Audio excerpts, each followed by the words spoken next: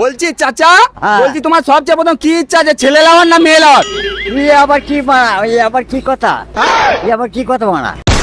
তো বলো, ছেলে লাওয়ার ইচ্ছা আছে না মেয়ে লাওয়ার? না, আমার আবার বয়স আছে, একটু পেকে গেলে আর হয়। পেকে গেছে দাড়ি? হ্যাঁ, মানে পরের জন্মে দেখবে নাকি? পরে জন্মে দেখবো। এই জন্ম আর হবে না? না, যা হওয়ার হয়ে গেছে। যা হওয়ার ইংরেজি।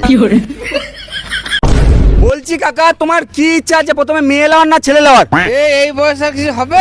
ছেলে নেবে না মেয়ে নেবে, মেয়েকে বউকে জিজ্ঞেস করতে হবে, তারপর তো ছেলে নেবে না মেয়ে নেবে দেখা যাবে।